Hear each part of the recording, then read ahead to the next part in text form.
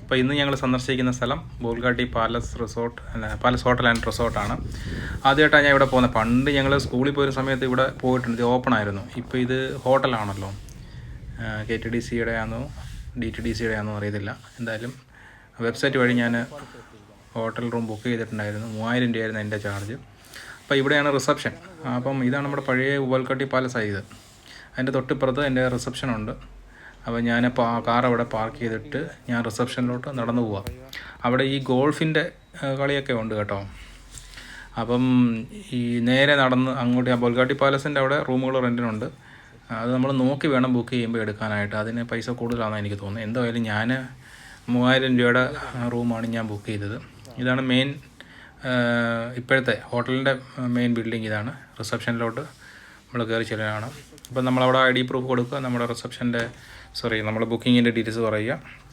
അവിടെ നിന്ന് നമ്മുടെ റൂമിലോട്ടുണ്ട്. അപ്പം നമ്മൾ അതിനപ്പുറത്തൊരു ബിൽഡിങ്ങിലാണ് എൻ്റെ അക്കോമഡേഷൻ. അപ്പം ഞങ്ങൾ രണ്ടുപേരും മാത്രമേ പോയുള്ളൂ, കൊച്ചുങ്ങളൊന്നും ഇല്ലായിരുന്നു. ഞങ്ങൾ രണ്ടുപേരും കൂടെ നമ്മളെ ഈ ഇലക്ട്രിക് വണ്ടിയെ കയറ്റിയിട്ട് നമ്മുടെ ലഗേജ് എടുക്കാനായിട്ട് നമ്മുടെ വണ്ടിയോടോട്ട് പോകുന്നു. അത് കഴിഞ്ഞിട്ട് ഞങ്ങളുടെ റൂമിൻ്റെ അവിടോട്ട് പോകും. അപ്പോൾ ഈ ചേട്ടൻ എൻ്റെ കൂടെ വന്ന് ഇലക്ട്രിക് വണ്ടി എടുത്ത് അപ്പം ഞാൻ മാത്രമേ പോയുള്ളൂ ബാഗ് എടുക്കാൻ. പിന്നെ നമ്മുടെ റിസപ്ഷൻ്റെ അതുവഴി തന്നെ ആണ് തിരിച്ചു പോകുന്നത്. അപ്പോൾ അതുവഴി പോയി നമ്മൾ താമസിക്കുന്ന അല്ലെങ്കിൽ നമുക്ക് പറഞ്ഞിരിക്കുന്ന ബിൽഡിങ്ങിനോട്ട് പോവാണ്. അത് പുതിയതായിട്ട് പണിഞ്ഞൊരു ബിൽഡിംഗ് ആയിട്ടാണ് എനിക്ക് തോന്നി. ഇത് പുതിയതായിട്ട് പണിഞ്ഞ ബിൽഡിംഗ് ആയിട്ടാണ് എനിക്ക് തോന്നുന്നത്.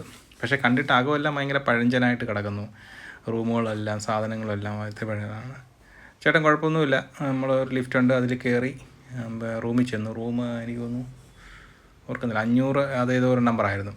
അപ്പോൾ അവിടെ പോയി അവിടെ അവിടെ എല്ലാ സാധനങ്ങളും ഒത്തിരി പഴഞ്ചനായിട്ട് എനിക്ക് തോന്നി. AC ഉണ്ട്, സെൻട്രലൈസ്ഡ് AC ആണ്. അതിനകത്ത് നമുക്ക് ഫർണിച്ചറുകളൊക്കെ ഉണ്ട്, ലോക്കറൊക്കെ ഉണ്ട്, ഒരു ഫ്രിഡ്ജൊക്കെ ഉണ്ട്. കബോർഡിനകത്തുണ്ട്. ഈ കബോർഡിനകത്തൊരു ഫ്രിഡ്ജ് ഇരിപ്പുണ്ട്. പിന്നെ TV ഒക്കെ ഉണ്ട്. ഇതൊന്നും ഞാൻ ഉപയോഗിച്ചില്ല. നമുക്ക് പിന്നെ 2 കുപ്പി വെള്ളം വെച്ചിട്ടുണ്ട്, 3-4 കപ്പ് വെച്ചിട്ടുണ്ട്, പൊതിഞ്ഞ് കെട്ടി വെച്ചിട്ടുണ്ട്. പിന്നെ തേയിലയും പഞ്ചാരയും പാൽപ്പൊടിയൊക്കെ വെച്ചിട്ടുണ്ട്. ചായ ഇട്ട് കുടിക്കാനായിട്ടൊരു കെറ്റിൽ വെച്ചിട്ടുണ്ട്.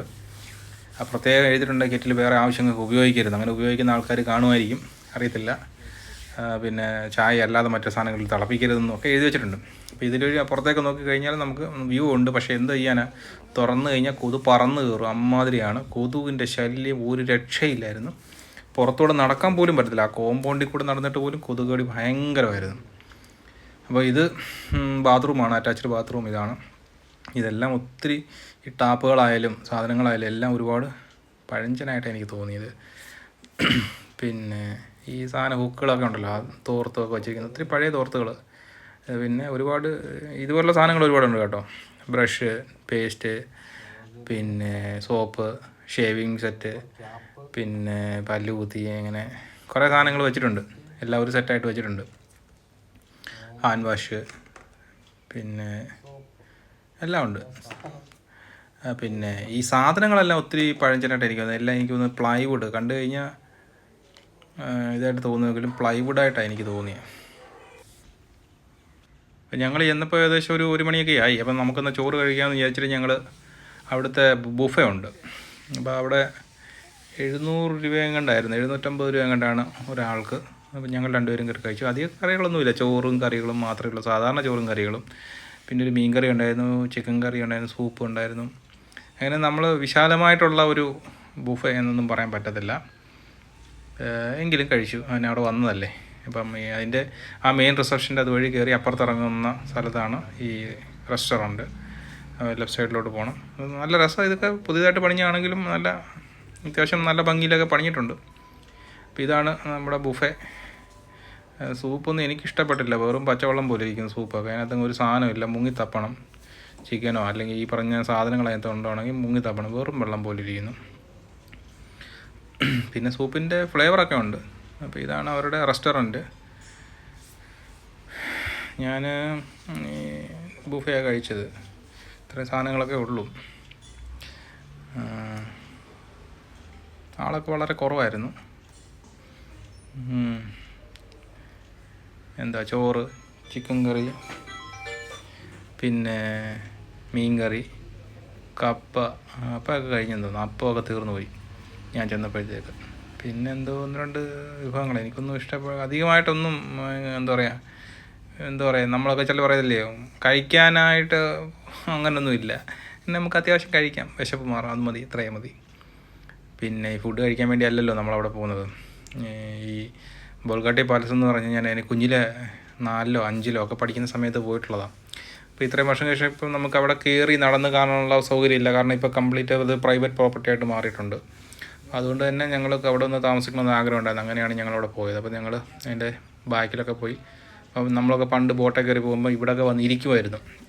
ആ സ്ഥലമാണ്. ഇപ്പോൾ ഇത് എല്ലാം പെയ്ഡാണ്. കാരണം റൂം ബുക്ക് ചെയ്യുന്നവർക്കോ അല്ലെങ്കിൽ റെസ്റ്റോറൻറ്റ് വരുന്നവർക്കോ മാത്രമേ പറ്റത്തുള്ളൂ. മാത്രമല്ല അവിടെ പല സ്ഥലത്തും ബോൾഗാട്ടി പാലസ് വീഡിയോ എടുക്കാൻ പാടില്ലെന്നൊക്കെ എഴുതിയിട്ടുണ്ട്. കാരണം അതിൻ്റെ ഫ്രണ്ടിലൊരു സ്വിമ്മിംഗ് പൂളുണ്ട്. അതുകൊണ്ടൊക്കെ ആയിരിക്കും. പിന്നെ ഇത്രയൊക്കെ ഉള്ളൂ ഇതിനകം എന്ന് പറയാനായിട്ട്. അങ്ങനെ വിശാലമായിട്ട് നമുക്ക് കൊതുകടി ഭയങ്കര കേട്ടോ, ഒരു രക്ഷയില്ല. ഞങ്ങൾ ആ കോമ്പൗണ്ടിൽ നിന്നിട്ട് തന്നെ കൊതുക് ഓടിച്ചിട്ട് കടിക്കുമായിരുന്നു. ഫുൾ കടിയാണ്, ഒരു രക്ഷയില്ലാത്ത കടി. ഞാൻ ഇത്രയും കൊതുക് എനിക്കറിയത്തില്ല, എൻ്റെ നാട്ടിലൊന്നും ഇല്ല ഇത്രയും കൊതുക്. പിന്നെ ഇതാണ് അവിടുത്തെ അതിൻ്റെ ഇപ്പുറത്തെ സൈഡിലെ, അതായത് മറൈൻ ഡ്രൈവിൻ്റെ സൈഡിലെ ഒരു ഈ എന്താ പറയുക ജെട്ടി, ബോട്ട് എടുക്കുന്ന സ്ഥലമാണ്. ഇതിൻ്റെ അപ്പുറത്ത് കുറേ ബോട്ടുകളൊക്കെ അവർ അടുക്കാൻ വേണ്ടിയിട്ട് പണിഞ്ഞിട്ടിട്ടുണ്ട്. അതിനി മറ്റേ റൂമിൽ താമസിക്കുന്നവർക്ക് വേണ്ടിയാണെന്ന് അറിയത്തില്ല. നമ്മൾ നേരെ കണ്ടത് റിസപ്ഷനാണ്, അതിൻ്റെ നേരെ ഓപ്പോസിറ്റായിട്ട് ഈ ബോട്ട് ചട്ടി പണിഞ്ഞിട്ടിട്ടുണ്ട്. കുറച്ച് നേരമൊക്കെ അവിടെ ഇരിക്കാം. പക്ഷേ കൊതുകടി കൊണ്ട് ഒരു രക്ഷയില്ലാതെ ഞങ്ങളങ്ങ് തിരിച്ച് റൂമിൽ പോയി. ഇതാണ് ഇതിൻ്റെ ഒരു ആവറേജ് ലുക്ക്. കുഴപ്പമില്ല. ഈ കൊതുകടി ഒഴിച്ച് നിർത്തി കഴിഞ്ഞാൽ അത്യാവശ്യം കാണാനൊക്കെ നല്ല പ്രകൃതി രമണീയമായ സ്ഥലമാണ്. ഈ കാണുന്ന ബിൽഡിങ്ങിലാണ് ഞാൻ താമസിച്ചത്. അപ്പോൾ ഇവിടെ നിന്നുകൊണ്ട് നോക്കിക്കഴിഞ്ഞാൽ നമുക്ക് എറണാകുളത്തിൻ്റെ മറൈൻ ഡ്രൈവിൻ്റെ ഭാഗമാണ് ഈ കാണുന്നത്. നമുക്ക് പോകുന്ന വാട്ടർ മെട്രോ നമുക്ക് കാണാം. വാട്ടർ മെട്രോയുടെ സ്റ്റേഷൻ നമുക്ക് കാണാം. അതിനപ്പുറത്ത് പഴയ മറൈൻ ഡ്രൈവിൻ്റെ പഴയ ബിൽഡിങ്ങുകളുണ്ടല്ലോ, ഇങ്ങനെ വളഞ്ഞിരിക്കുന്നത്, ആ ബിൽഡിങ്ങൊക്കെ കാണാം. അതുകൊണ്ട് അവിടെ കണ്ടതാണ്. പിന്നെ മറ്റേ മറന്നു അതിൻ്റെ പേര്,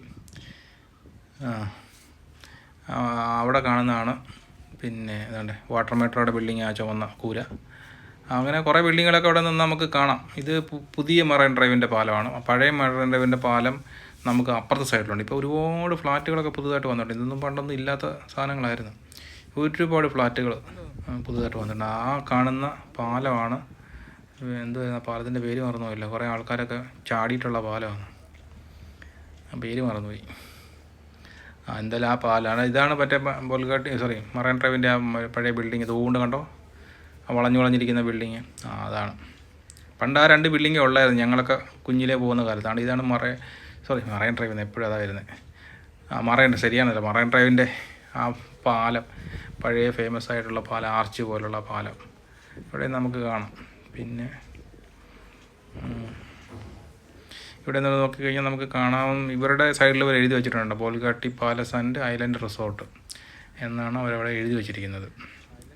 ഈ പറയത്തക്ക മേന്മയൊന്നുമില്ല. പിന്നെ കുഴപ്പമില്ല, പഴമയിൽ ആഗ്രഹമുള്ളവർക്കൊക്കെ പോയി ഒന്ന് താമസിക്കാം.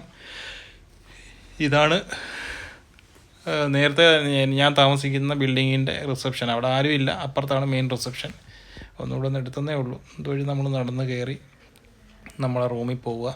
എല്ലാം ടൈൽസ് ഇട്ടതാണ്, എല്ലായിടവും ടൈൽസ് ആയിട്ടായിരിക്കുന്നത്. ഇതാണ് ഫ്രിഡ്ജ്, ഞാൻ നേരത്തെ പറഞ്ഞ റൂമിൽ വെച്ചിരിക്കുന്ന ഫ്രിഡ്ജ്. പെട്ടെന്ന് നമ്മൾ ശ്രദ്ധിക്കത്തില്ല, ഇതിനകത്തൊരു ഫ്രിഡ്ജുണ്ട്.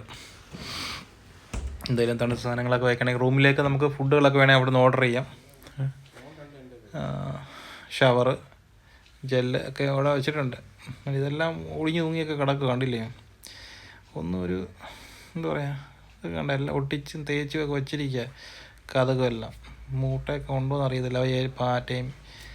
എന്തായാലും അവിടുത്തെ താമസം കഴിഞ്ഞ് ഞങ്ങൾ ഇറങ്ങുക, തിരിച്ചു പോവുക.